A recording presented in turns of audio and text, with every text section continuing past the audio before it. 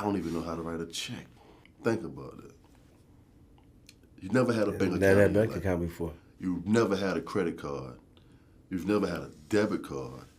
You've never had a bank account or a checkbook. And you're like, okay.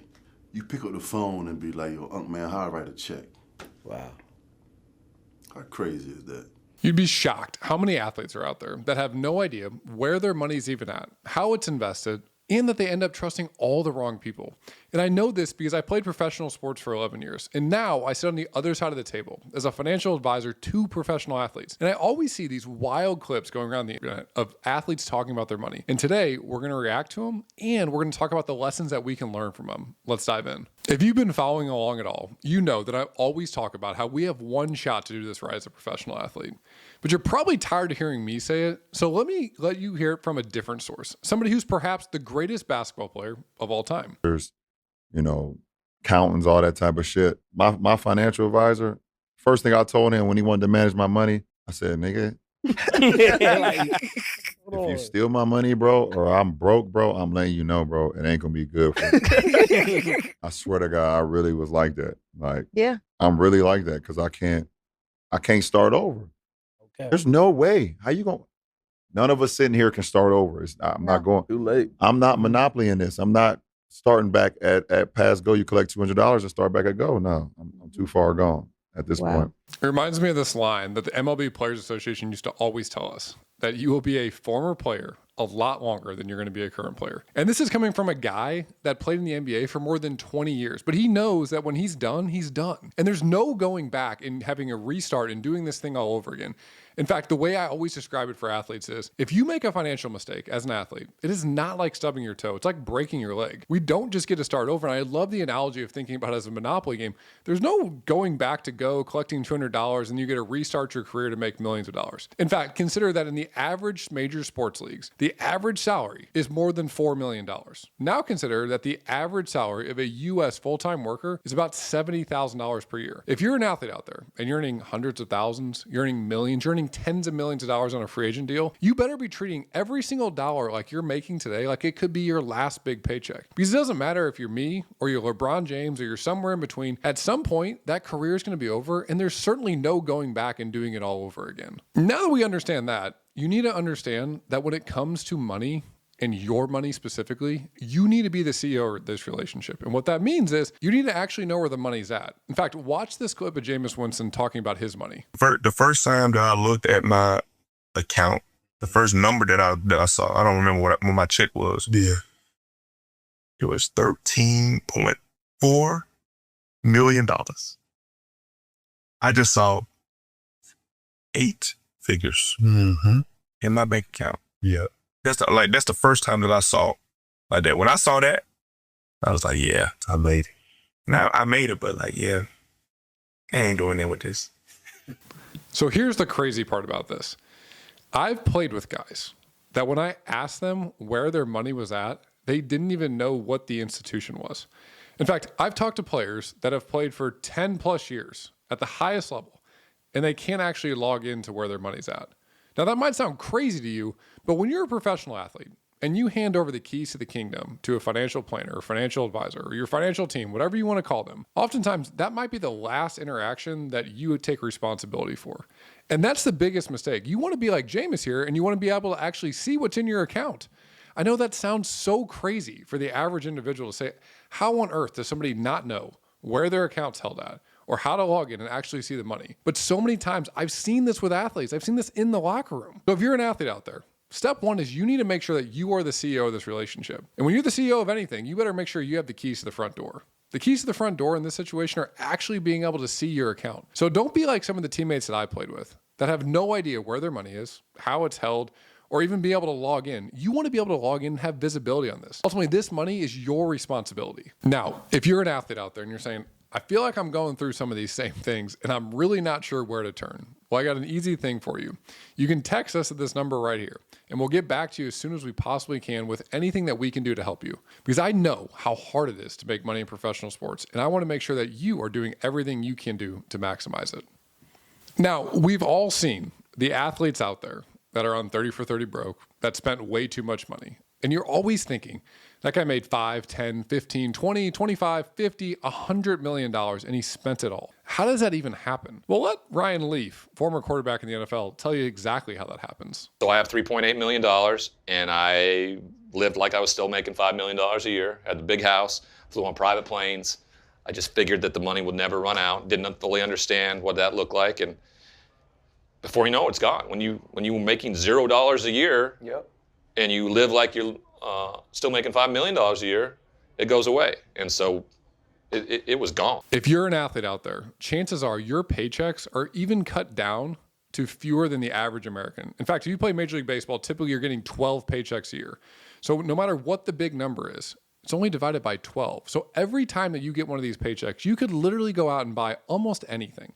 And that is the problem that athletes face. It's the same problem that Leaf's talking about here. He didn't understand the difference between him being able to buy something and him being able to afford something. So let me explain it to you. Being able to buy something, that's a one-time thing. You go out, you buy the nice watch. You go out, you buy the nice house. You go out, you buy the nice car. But let me ask you another question. In 5 years, can you keep affording that house? In 5 years, can you keep affording to buy that new car every single year? You see, with life, you need to think about all the money that you have saved, and then you need to understand what is your forever number. This is what I talk about with our athletes all the time, and it's one of the biggest misconceptions I see. If you have $1 million saved, typically you could spend somewhere between $30,000 to $50,000 off that $1 million when you're in retirement without touching that initial principal or interest. What that means is that snowball that you're getting to build up when you're actually playing is probably far bigger than you think. And the goal is you want to get done with your career in a situation where the money that you have saved can support the lifestyle that you're living over here. In Leaf's situation, it wasn't the case. And to compound this problem, athletes always face this scenario where you have a financial team that just wants to be the yes man. They want to be a coat hanger. They do not want to get fired. So they're telling you like, yeah, you're going to be good. You're going to be good. You got a couple $1 million. But if your lifestyle is a few $1 million a year, that money's going to go like that. So you want to make sure that you understand what is your forever number. And you want to make sure that you have people on your team that are willing to speak truth into you and not just tell you yes every time you ask about something. All right, we've all seen all these athletes out here that are investing in all these private deals that are apparently making all this money with it. But what if I told you that most private deals don't actually work out, particularly for the ones that athletes are involved in? In fact, there's been tens of millions of dollars in fraud with athlete private investments. But on top of that, even the ones that aren't fraudulent oftentimes have things that can go wrong that we're not even thinking about. So if you don't believe me, consider what Reggie Bush had to go through. I invested with a group of guys, a group of NFL players, into Panera Bread. And Panera Bread, great franchise, great food. I still like it to this day. But what happened was one of the ladies this guy had put together to basically kind of run the entire operation and the fund passed away. And once she passed away, things just started to go south and, money was getting spent above, what they should have been, spending, and ended up running the entire thing into the ground. And so I lost all my money on it, on that deal. There are so many takeaways from this video, but the two that I want to point out is number one, when it comes to private investments, you need to understand who you're actually investing with, as opposed to just what the deal is. Just because you like the food in Reggie's scenario at Panera Bread doesn't make it a good investment. And just because it might even be a good investment, what you really need to understand is who are you investing with? Because when it comes to private investments, the way I want you to think about it is you're investing in the person above and beyond whatever the product, whatever the deal is, whatever the strategy is. So you really need to understand who the person is that you're actually investing with. And I'll give you a story behind this. A few years ago, we had a player that came to us and he was looking to invest in a new franchise opportunity. The only problem was it wasn't actually a franchise that he was investing in. It was an individual franchisor. So what that meant was he wasn't actually investing in the broader franchise. He was investing in one person that needed money. But what happened was when we actually peeled back the curtain and we took a look at the balance sheet of this actual franchise location, it was terrible. It was bleeding money. It was so bad that if our client didn't put the money in the next 60 days, chances are they were going to go bankrupt. Now, he was ready to write that check before we actually peeled back the curtain to see what was going on behind it. And this is what you need to understand about every private investment is you need to be doing your due diligence on these. Because when it comes to private deals, yes, is there a chance for outsized return? Certainly. And we all see that. We all see that when the investment proposal shows up, when the prospectus shows up, that you're going to get this massive rate of return. But the thing that you need to understand is what is risk?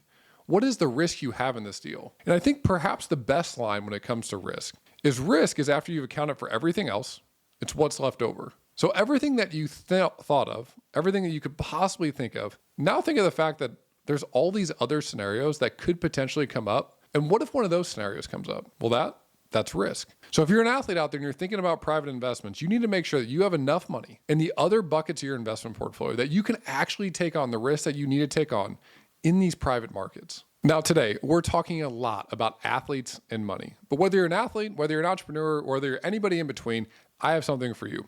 It's the free Moment Money Quiz. In less than 60 seconds, you'll find out in these 6 key areas what you're doing right and what you need to potentially prioritize to get better with your money. And look, I get it. Everybody wants to earn the highest rate of return. But what if I told you that you actually might not need to do that at all? In fact, Andre Iguodala, who's actually a big venture capital investor, talks exactly about this here. But I always tell guys, get your treasure chest in place. Like, get the foundation in place where, guys, if y'all can just get y'all got so much money, you can just set 50 million aside and not touch it, and you can still have all the fun you still want. They have that much money. And I don't want to promote these types of financial institutions, but if you put 50 million there, just leave it. It's going to turn to 100. It's going to turn to 150. Compound interest is the 9th wonder of the world, right? Y'all make so much money, you can be really safe and still become a billionaire. It's insane. Real shit. The goal of your investment portfolio is to fuel your life. So before you decide that you need to go out and earn some crazy rate of return, what you really need to ask yourself is, what does it cost to be you? And chances are you might have enough money saved that you don't actually have to go out and try to be reaching for crazy returns. In fact, if you think about me specifically, I went through professional baseball, played baseball for 11 years, made about $15 million. And I invested relatively boring most of that way, over a decade before I even invested in anything on the private market side. And this wasn't because I wasn't educated around it or didn't have opportunities, but I just didn't need to. I knew what compounding looked like, because what you have to understand as a professional athlete is you have time on your side. It is your single greatest advantage. So every investment that you make should be focused on, if I make this investment, how long can I stay in the game? Because let's do a little bit of math together. If we invest $1 million and it doubles every 7 years, well, after 7 years, we have 2 million. After 14 years, we now have 4 million. Add another 7 years so that our 4 million grows to 8, then 8 to 16, 16 to 32, 32 to 64. Now, for the typical investor, they do not have that many doubles because they don't have that much time on their side. But if you're an athlete out there, you do. You're getting this money from 18 to 30 years old. You have so much runway in front of you. So the way that you should be positioning your investment portfolio is in a way that you are making sure that you stay in the game as long as humanly possible. And you also need to understand that your investment portfolio is fuel for your life. So if you don't understand how much you're actually spending, you don't even know what your rate of return needs to be. And oftentimes, you could be investing in things that are relatively boring to be able to live everything and do everything you want to do in your life. And that's exactly what Iguodala is talking about here. And it's such an important lesson for an athlete out there. So many times when it comes to athlete financial advice, you're getting financial advice from people that have never been in your shoes. They've never felt what it feels like to get millions of dollars overnight, have no experience with it, and then say, okay, good luck, make sure it lasts. Oh, and by the way, you better make sure you do this right the first time. So why I got into this business in the first place is because I've walked in your shoes. I've been down that path before we were like, man, I just want to make sure I don't mess this up. And I think it's so important that we take advice from some of these athletes that have walked in your shoes. They've been down that same path and they're giving you the same advice, the same lessons that they wish that they would have had early on. It's the whole reason why I have this channel in the first place. If you're an athlete out there and you're looking to get smarter with your money, you're looking to not make some of these mistakes that some of these athletes made, make sure you follow along so you don't miss any future videos. It's exactly what this channel is meant to do. It's help you get smarter with your money. Until next time, my friends.